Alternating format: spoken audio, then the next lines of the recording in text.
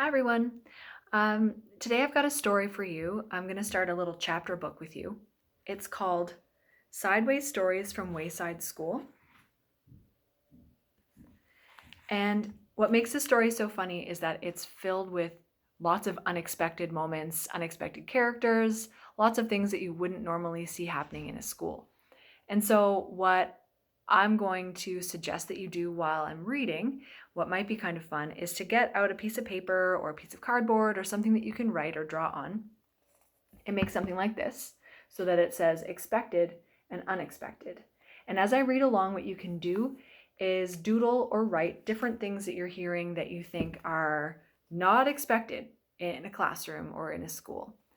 And also some things that might be expected instead. So if you're hearing something that doesn't make any sense, what would make sense instead of that in a regular classroom?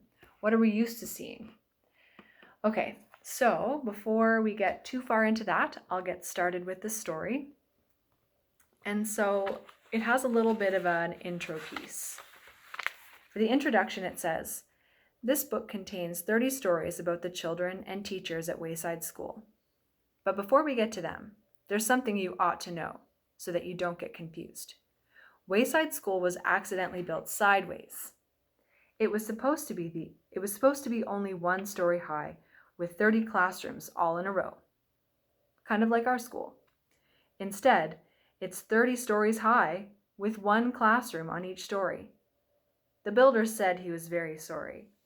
The children at Wayside like having a sideways school. They have an extra large playground. The children and teachers described in this book all go to class on the top floor. So there are 30 stories from the 30th story of Wayside School. It has been said that these stories are strange and silly. That is probably true. However, when I told stories to you about the children at Wayside, they thought you were strange and silly. That is probably also true." So this is a chapter book. The chapters are very short and most of them have at least one picture. So as I go, I'll show you the picture that goes with the chapters.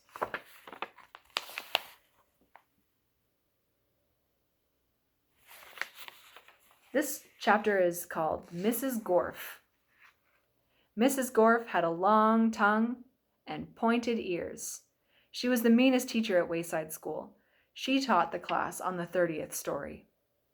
"If you children are bad," she warned, "or if you answer a problem wrong, I'll wiggle my ears, stick out my tongue, and turn you into apples." Mrs. Gorf didn't like children, but she loved apples. Joe couldn't add. He couldn't even count, but he knew that if he answered a problem wrong, he would be turned into an apple.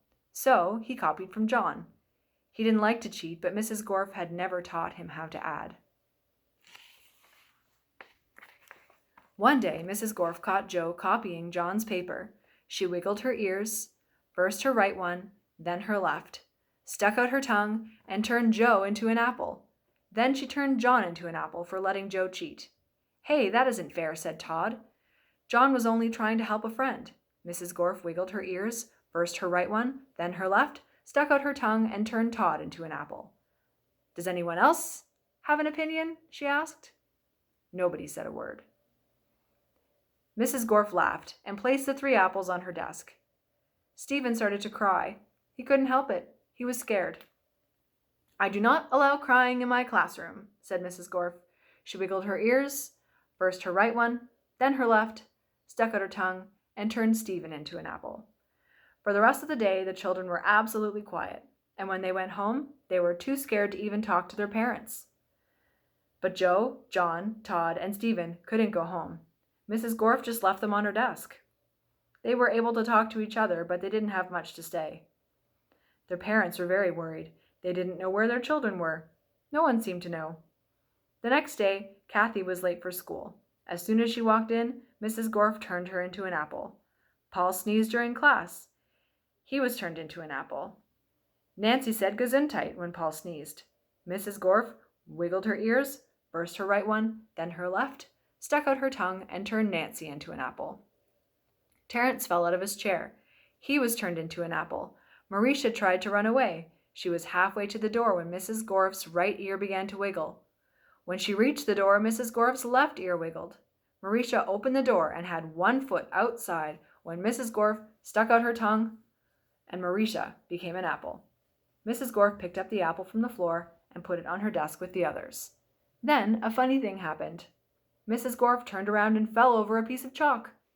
The three Erics laughed. They were turned into apples. Mrs. Gorf had a dozen apples on her desk. Joe, John, Todd, Stephen, Kathy, Paul, Nancy, Terrence, Marisha, and the three Erics. Eric Fry, Eric Bacon, and Eric Ovens. Louis, the yard teacher, walked into the classroom. He had missed the children at recess. He had heard that Mrs. Gorf was a mean teacher, so he came up to investigate. He saw the 12 apples on Mrs. Gorf's desk. I must be wrong, he thought. She must be a good teacher if so many children are bringing her apples. He walked back down to the playground. The next day, a dozen more children were turned into apples. Louis, the yard teacher, came back into the room. He saw 24 apples on Mrs. Gorf's desk. There were only 3 children left in the class. She must be the best teacher in the world, he thought. By the end of the week, all of the children were apples. Mrs. Gorf was very happy. Now I can go home, she said.